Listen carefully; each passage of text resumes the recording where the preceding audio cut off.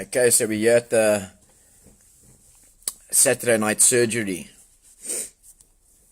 There used to be something on the radio that I used to listen to that was called that. But I think out of your own willingness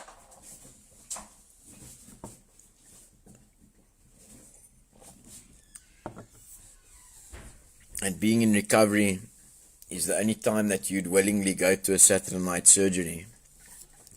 Because I'd know where I'd been some Saturday nights instead of being in RAEL Saturday night surgery. How's it, Duncan? How's it, Claire? I'm sure we've all had different Saturday nights to these in our life. So I'm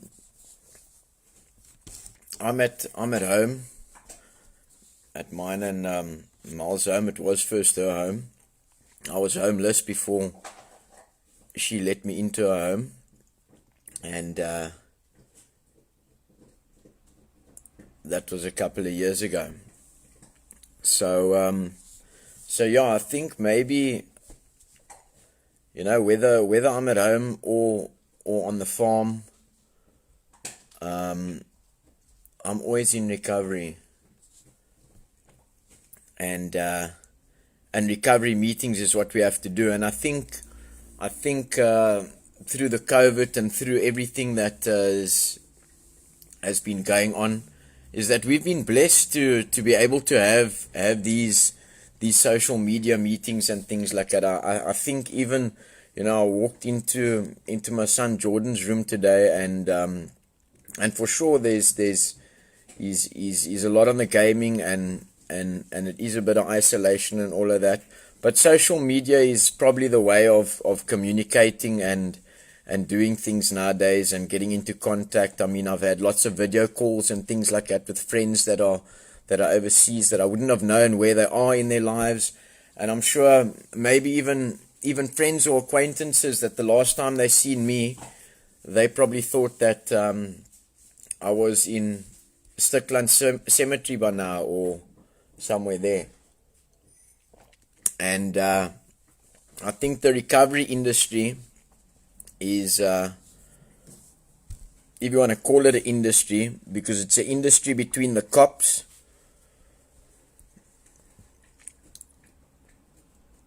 the psychologists,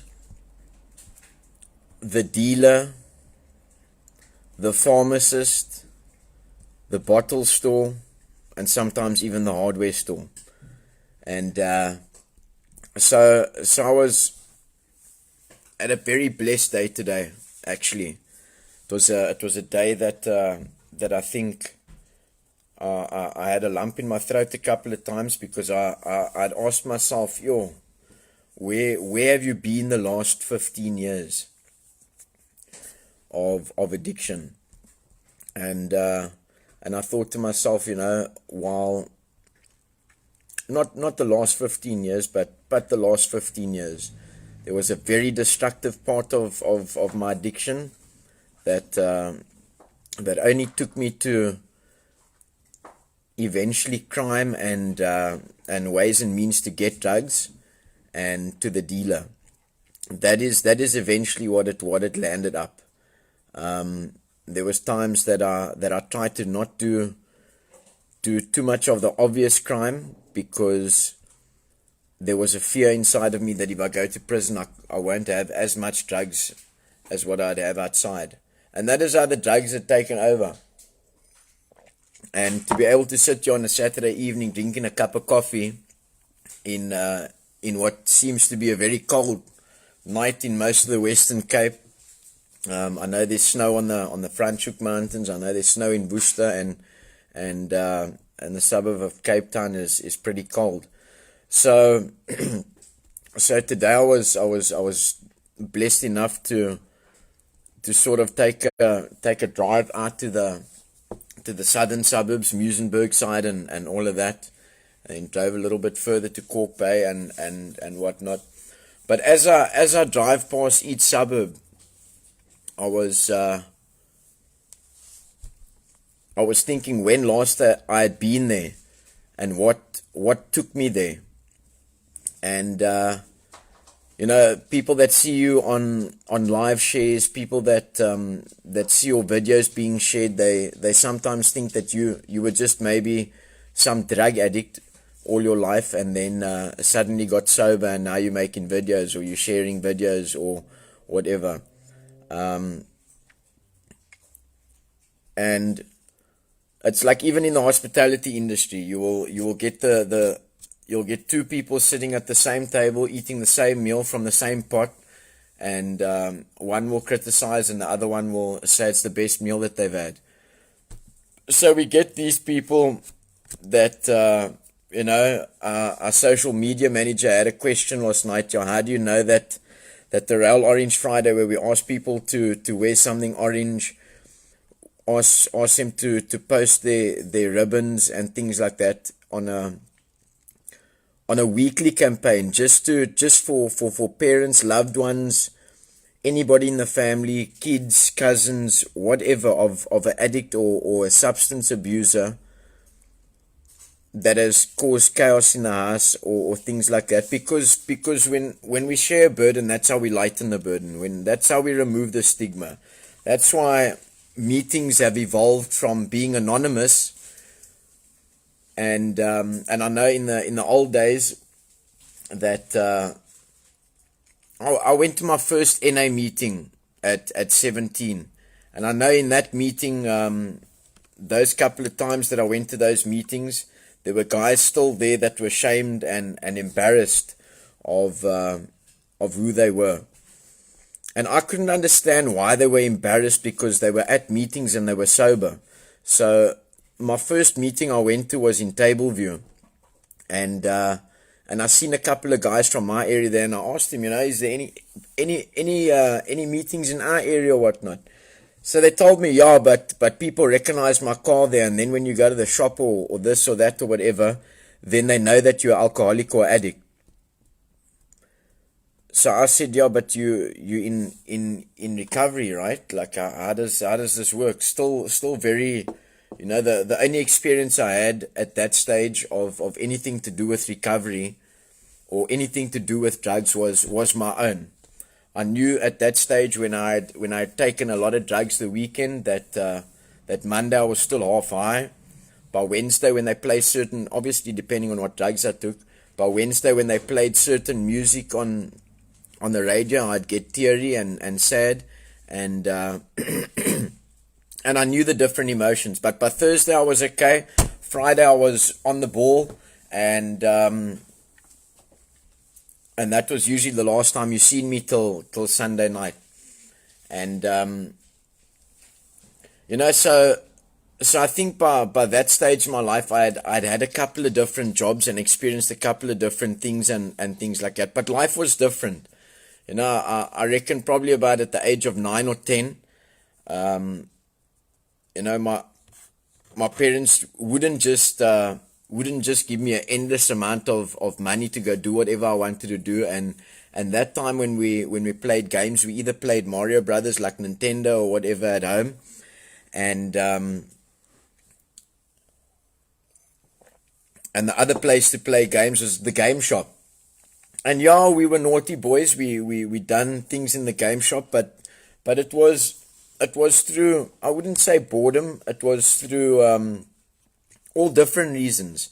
Some of it was acceptance, some of it was boredom, some of it was trying to be the shit, some of it was just experiencing different areas and different people and walks of life and things like that.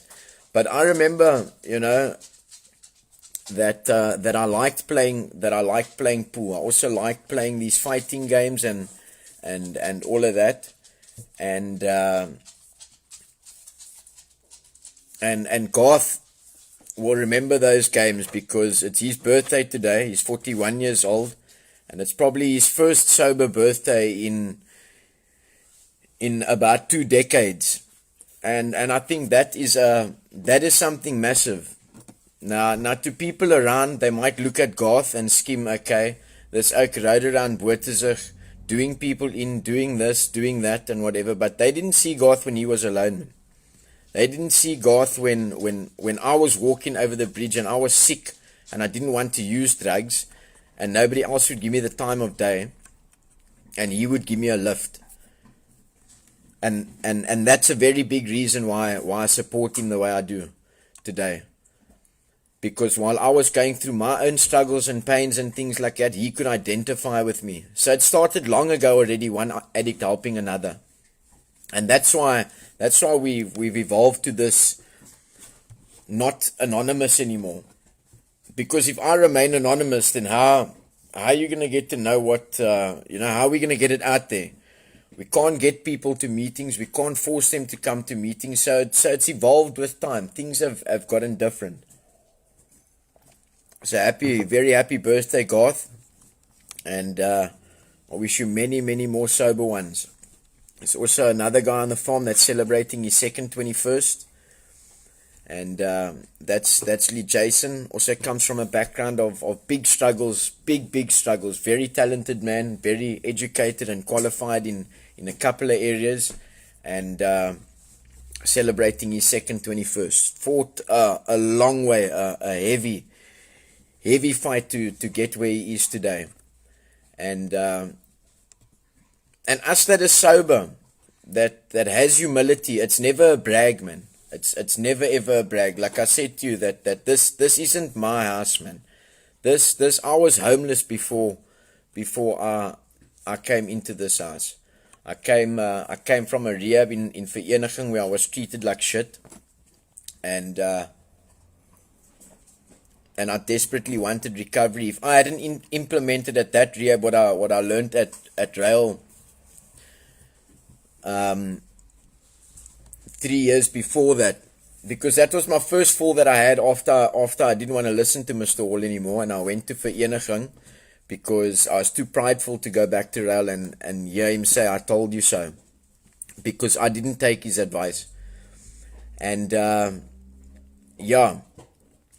so we've got all these organizations and things like that. I had a phone call with a lady the other day,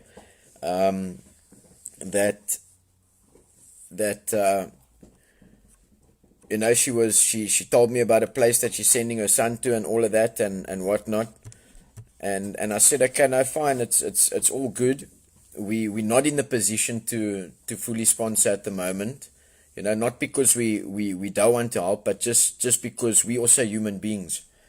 And like Mr. Hall said the other night, go try and book your mother or father into an old age home and ask them to sponsor them. And so I said to her, okay, no, cool.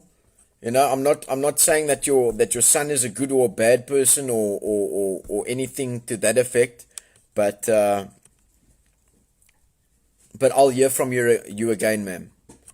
And hopefully we can get your son here. And so that's the situation that we're sitting in.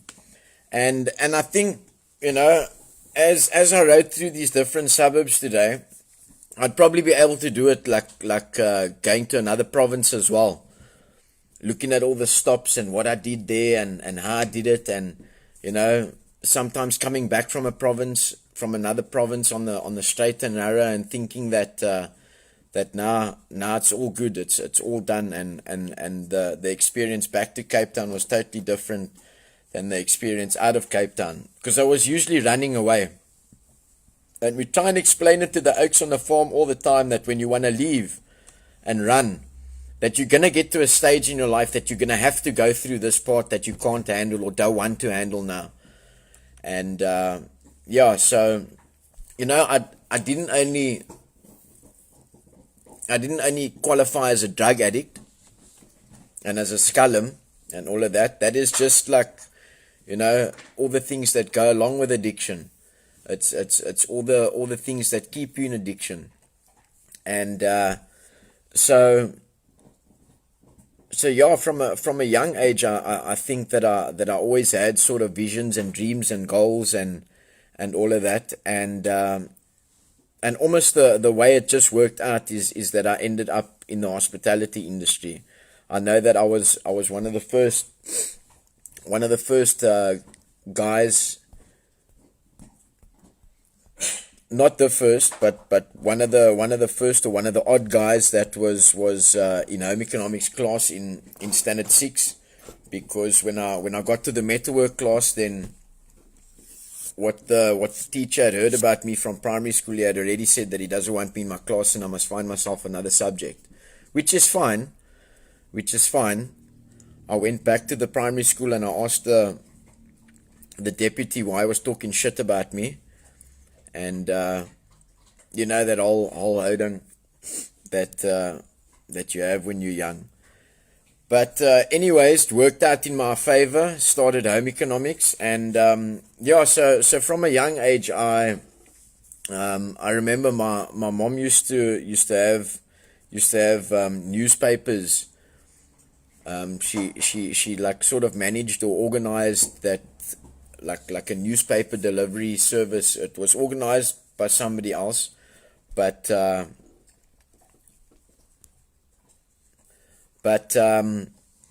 yeah, the mass delivery would come to us, and then we'd have certain areas. And by standard, early already, standard 2 and 3, I had a couple of addresses where I was delivering it to. I'm not sure. I think we could have gotten 20 or 30 cents per day per paper that we were delivering. But I was motivated, and I wanted to work. I wanted to do things. Eventually, like I said, I enjoyed these arcade games and all of that, and I was standing on a dairy bulk crate washing dishes in the sort of, at that time, what was our local hangout. Like the people sit and play games today at home online, and they communicate with each other and everything. That was our sort of safe place where our parents knew we were there. The owner was cool, and all of that. I eventually started packing cigarettes there. Okay, I was kakskalm. I used to leave like 2 or 3 packets in the carton and then go and fish them out of the bin on bin day. And but I was studying then probably to be an entrepreneur. So I would then go back and take the cigarettes out of the bin on a Thursday, or whatever the bin day was, when the bins were all standing outside the shops.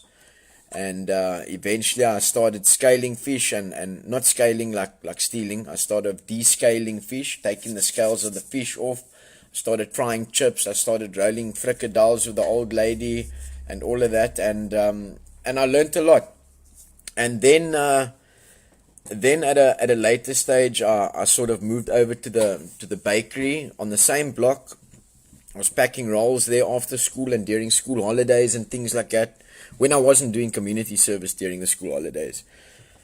Then I was usually working of some sort and whatever. But even the community service I enjoyed, and even from then I was taught to take my consequences for my actions. So we catch on shit, we break windows, do a bit of vandalism, whatever. Not because we're bad kids, because we're bored kids. And some may say that's an excuse, some may disagree, agree, whatever the case might be. But whatever the reason was, that is what we did. And even through the community service, I enjoyed it because I was learning new things. We painted the poles at the soccer club. We done weeding there. We swept and cleaned up storerooms and things like that. And it was the consequences for our actions. Okay, so I enjoyed it because it was sort of work, however. But I was always pretty good at sort of outward working, getting the outward things right. I was never good at working on the inside.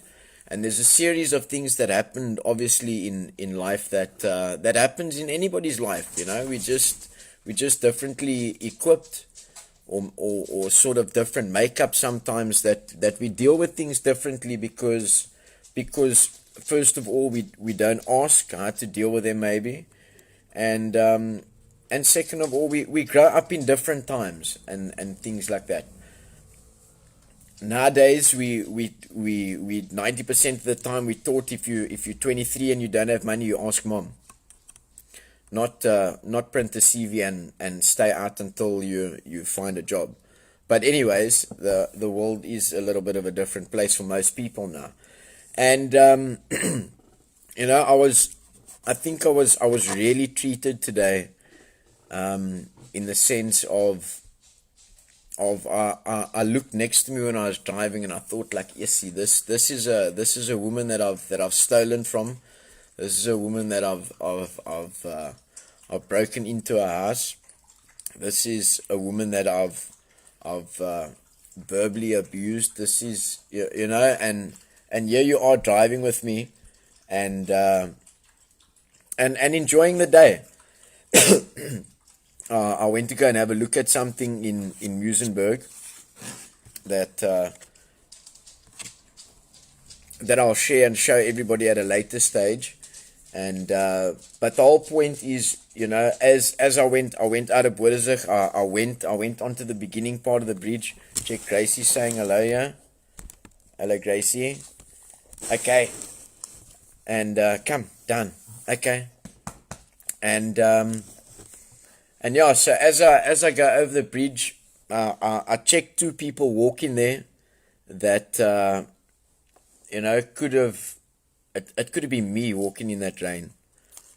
But I think first this morning we went through to Table View for something, and I checked these unemployed people standing with their paintbrushes, standing with their weed eaters. Hey. It's raining, and I'm thinking to myself, while I was having breakfast, which this morning happened to be from the BP garage in Parklands, where the memories already started, where the memories of me hiking down from Saldanha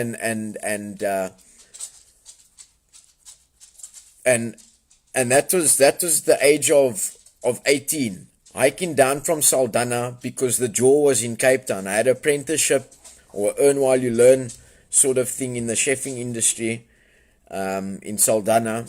And when I was working early on Friday and late on Monday, as I said before, I would come down, use the excuse that I want to spend time with my family, but then get here, drop my bags off, and then disappear for the weekend and expect a lift back from them on the Monday.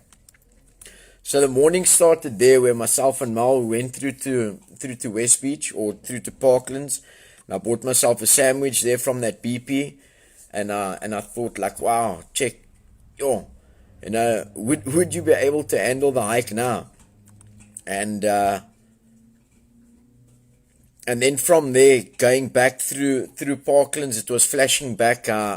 Before you could get heroin in Summer Greens, or it was shitty heroin. I was an elite addict at some stage or another, or so I thought I was, and I didn't want to use Summer Greens' cheaper heroin, so I would buy in Parklands, and I still had the privilege of having a car at that stage. Because remember, I wasn't always only a drug addict. There was other things that I'd built myself up to as well, that a lot of people forget. And just to that oak that will probably be watching, because the way he knew about our awareness campaign is he obviously seen it somewhere. But I don't want to take his inventory or whatever. But the program that he attends, he is probably the 1% recovery rate that they have. So well done to that. And statistics aren't wrong. And we don't assume that we create awareness, because there's always different messages, there's always different people. I think the best possible place is everybody goes on Google nowadays. So that oak that was talking shit to Lee J last night, and then obviously got something to hide because he can't approach on an open platform, and then starts messaging her. Why didn't you can message me, and we can see if your recovery is what it is. You know what I mean? Once I put your messages that goes against every principle of recovery. And so anyways, yeah, so coming back from the West Beach Parkland side there, I check these unemployed people standing in the rain, and I'm skimming, yes, yeah, I wonder if I'd be able to stand in the rain doing that and not get flu or something. Because we start getting used to whatever we start doing. And I've had a good recovery, I've had a nice recovery, and not always a good feeling recovery, but it's been a recovery that has been blessed completely. You know, I think the nicest part about it was I didn't see it at the time. Like I said, there was a time for Mal's own reasons that she had cut me off for 2 months completely. But I needed to make a decision at that stage, you know. If I hadn't, and I know it now, if I hadn't put my recovery first at that stage and just carried on doing what I was doing and wanted to maybe leave and go home to find out and sort out and whatever, then I don't think I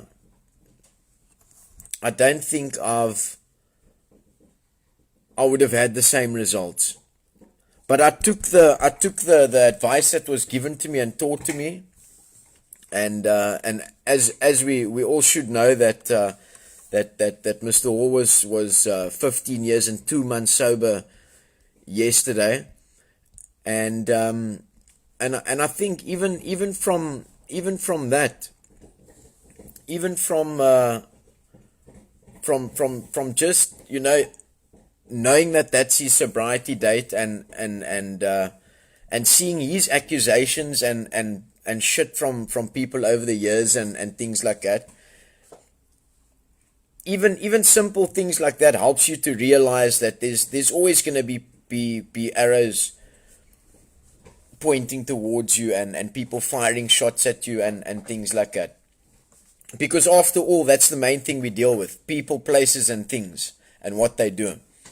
And so, you know, from already yesterday, looking at that, and then remembering the time just before RAEL, remembering the RAEL meetings and how much he'd put in, and how many times I was told that I'm going to be making a mistake and not taking advice, and then making those mistakes, and, you know, getting to a position of eventually asking myself, why do you need to make these mistakes? Why can't you just take somebody else's advice?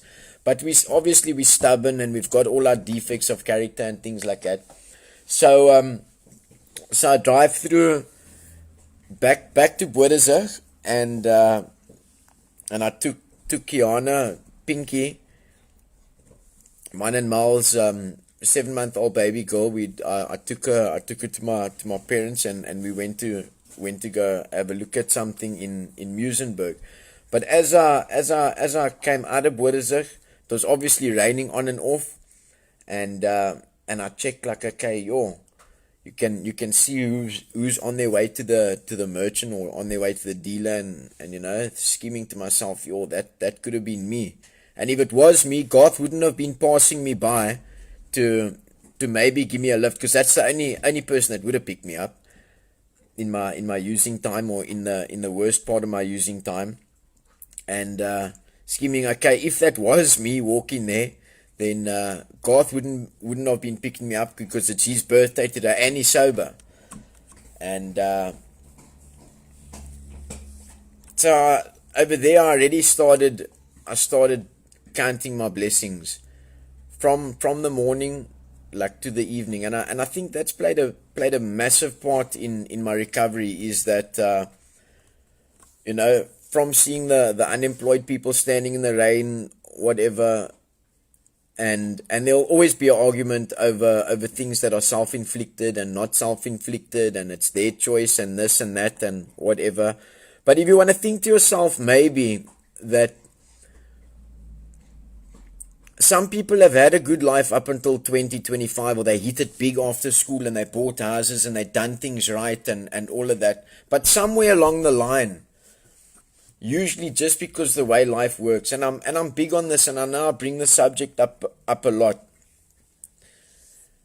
is that somewhere along the line, usually, like most normal, or like most people in their lives, they'd maybe get into a point where they've got some bad debt, or they've got some bad this, or some bad friends there, or doing a bit too much of this and a bit too less of that, and all kinds of things. I mean, like it's very rarely that a person has experienced job hopping maybe at some stage in their life, or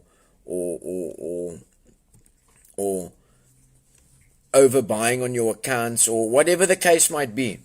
So anyways, I turn onto the N7, carry on all the way down, and I'm thinking of different times there was, and I drive past I see the Red Cross Hospital, and I check, like, there was 2 or 3 visions of flashbacks in my mind of being there at a very, very young age on my mom's lap with a nebulizer mask on me for oxygen, and even at that point, it shows you how your thinking changes with recovery and over time and things like that. And today when I went past there, then I thought, like, geez, from that time already, God was looking after me and things like that, and other times, and traveling on the same road, I thought to myself, there was times over here that I was so out of it that I've traveled this way to some hectic areas in Cape Town, and I was so out of it early hours of the morning coming back that I was asleep on the back of somebody's bike. Anything could have happened. I could have fallen off. I mean, we could have been so geruk or high or whatever that the areas that we were going to could have turned out differently. So all this grace all the time. No, stop it. No.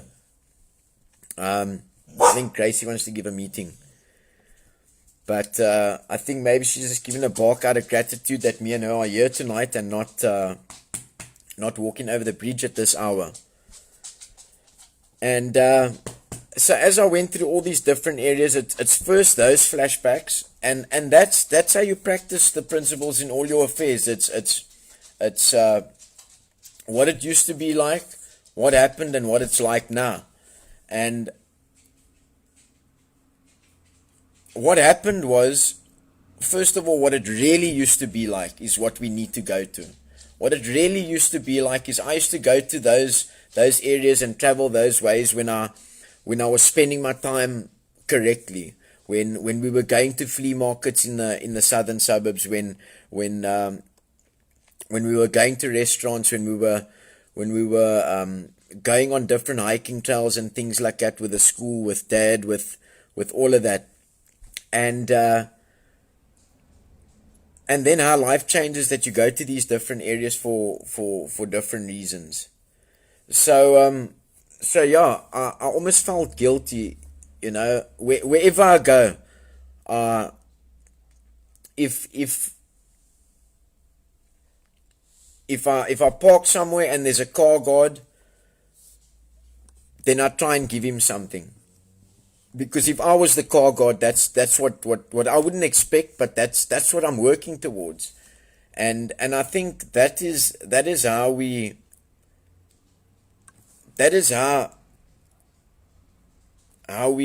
come into RAEL as a recovery center, is because at the same time when I was going through those areas, I remember that I used to, at a stage in my life, do 12-step calls, and the people in recovery will know what that is. And I never used to do the 12-step call. I used to go with Mr. Hall in the 12-step call, and I was usually even sometimes stoned at the time, and Mr. Hall would obviously be doing a 12-step call with me and taking me somewhere with him so that he could carry the message. And I thought about how Recovering Addicts Empowering Lives started, and what's the whole meaning of it, and all of that, and I looked at my own situation, and obviously every now and then looking to my left and seeing Mal as well, and the time that you're actually having, and how different it could be on a cold Saturday, and how blessed we actually are. And you see people in the traffic, you see people in the restaurants now. Now I've learned to observe everything around me. Maybe it's a addiction trait. I used to observe everything around me because I used to look if there's a wallet or a cell phone or open a unlocked car around me and things like that, or to see who's sleepwalking around me, or I can pickpocket or whatever the case might be. But today I use that trait for a different thing. And something funny that I noticed was that I let an oak in front of me, and obviously the oak's like driving a BM or whatever, but no indicator, no hazards to say thank you and whatnot. And the exact same thing happened. A little bit further down the road. And it shows you how different human beings can be. Now, oak in a little bit of maybe even a bit of an unroadworthy car comes in front, and he still puts his hand out, puts his hazards on, and all of that. A simple thank you made my whole outlook on this person different. And obviously I had my cursing, yeah, no, BM driver, obviously he's not gonna, but I think that is how we don't count our blessings, or we feel that we're privileged to have what we have. And we feel more than the oak standing in the parking lot actually watching our cars, or the cleaner in the center, or the oak clearing the table in the restaurant is less than the general manager of the restaurant. And I think that's where us as human beings or people or whatever make a big mistake, because I gave the oak I eventually then went down to Musenberg Beach, and it wasn't really a day for the beach, but took a couple of photos and all of that, and it was a lekker day. It was really a day where I almost felt guilty, because we went and sat at a lovely restaurant, and sometimes you think to yourself, like especially what you do to the people around you, do you deserve here to be sitting here and having such a nice time after all the cack you've caused? And then not only that comes up, at the same time what comes up, you're sitting there thinking like, okay, should I be sitting here when this could be a blessing to somebody else, or whatever, that's in a cuck situation, to a person that hasn't eaten yet today, and this is probably the third time that I'm putting food across my lips, or cool drink, or whatever. And then also at the same time thinking like, no, I shouldn't feel guilty, because this is probably a third of what I spent if I had to be going to a jawl tonight, or to go and spend it on drinks or whatever, and thinking that this is a much better way to be spending my time. Obviously I think the COVID especially took a lot of that away from us. But I wasn't sitting there looking out of the window at the car guard skimming like, yeah, fuck, I'm sitting here, and check you sitting there. I was sitting there skimming, this is obviously by the grace of God completely that I'm sitting here. And I had to swallow a couple of times, because the whole trip there, you're thinking to yourself like where you would have normally been on a Saturday, and what you would have been doing and things like that. So I think, that's why when I opened up, I called this the Saturday surgery, because there was a lot going on inside me today. There was a lot of surgery taking place, a lot of surgery that has taken place, that added up to the way that I look at things. And I think that is what is wrong with people, is that we continuously look down on other people. We always have to envy. We always have to try and be better. And so that was like one part of it. And like I said, everywhere where I go, I try and look at the situation or the circumstances and things around me, and be grateful for my situation.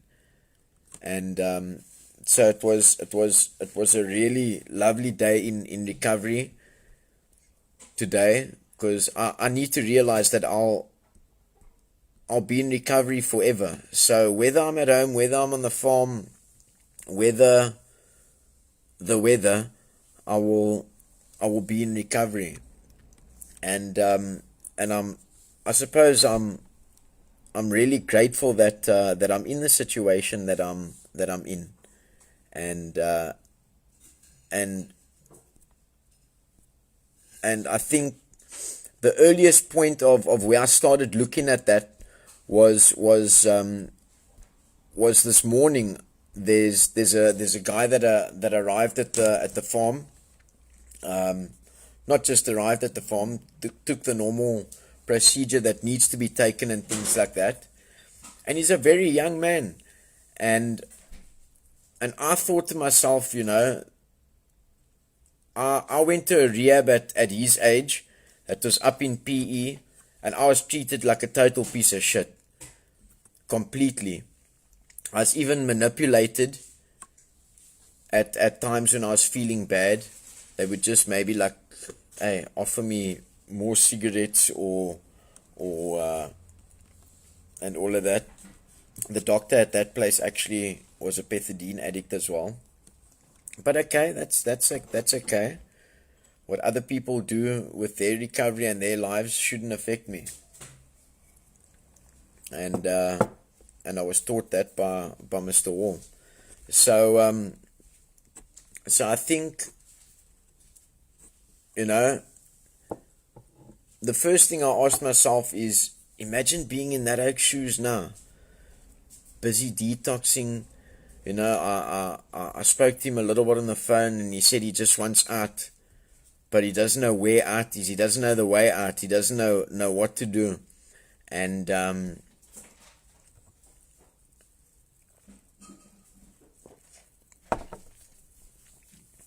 I think that's what working with others is that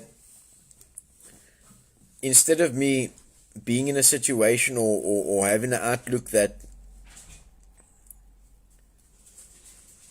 like, no, this oak must go through his own cuck, whatever, I've been there in the shit where he is.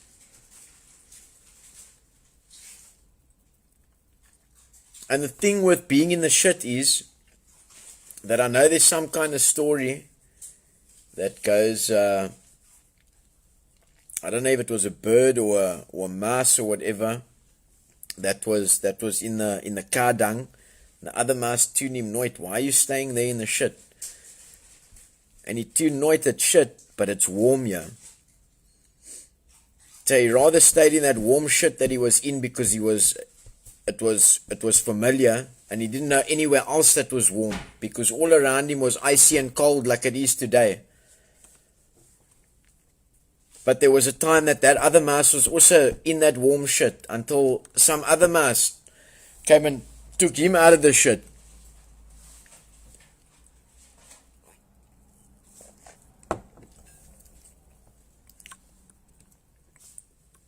And took him to a place that was warm. But the journey there, the journey to get to that warm place that I experienced today, which is probably a very rewarding place compared to the places that I've been and could be.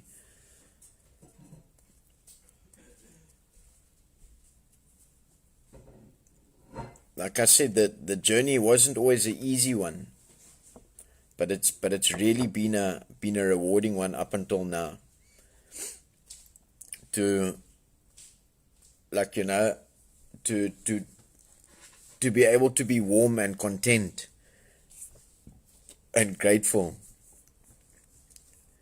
And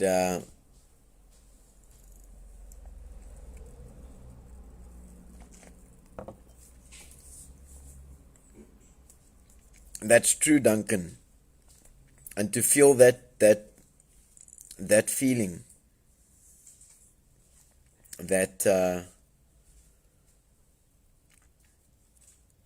that just to look around at other people's situations and thank God that you're not there anymore, and look around you at the same time and thank God for what you do have. And I think that warmth and good feeling comes from the willingness to listen to the next person or to help them with their situation.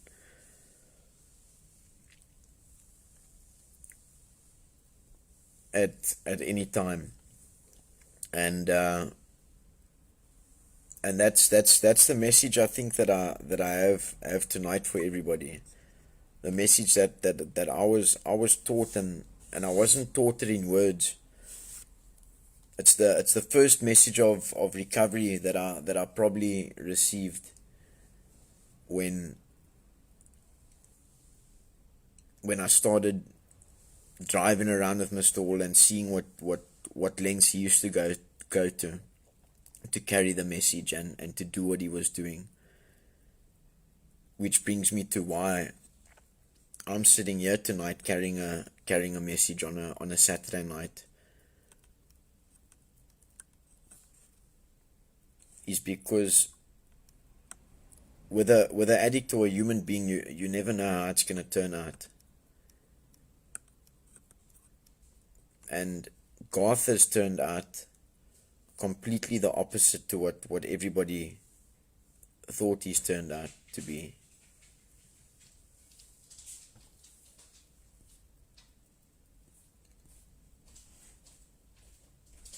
Right, what's going on here now?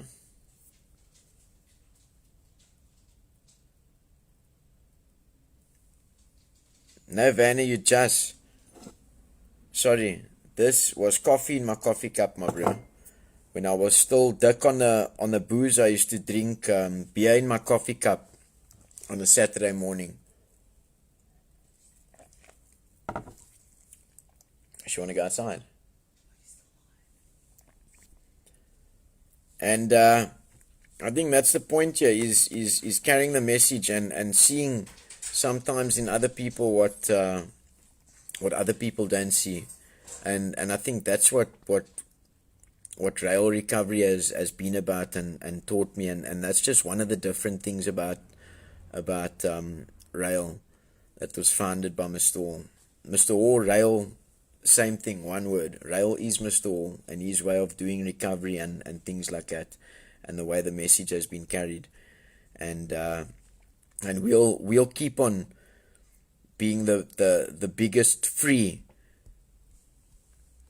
awareness and stigma removing campaign weekly, and we ask people to keep joining us and growing more and more and more, so that eventually maybe we can come to a point where we can help more people at a time. More parents can help each other at a time as well. Just by something so simple of speaking out, telling it like it is, and removing the stigma. And I think that probably brings me round about to the end of my meeting. I had no clue of what I was going to speak about. I was actually taking a lekker warm chill in the bed between 7:30 and about 10 to 9. And even there, while I was busy dozing off before the meeting, I was thinking how blessed I am to have everything in recovery that addiction had promised me years ago. Addiction promised me friends. Addiction promised me nice times. And over the years, addiction broke all its promises to me. And then I broke all my promises to myself and everyone around me. Thank you very much. Again, I say lekker. Happy birthday, Garth. Happy birthday, Lee J. Part of our family. And I hope that you have many, many more. And good stuff. To the young man that came in this morning.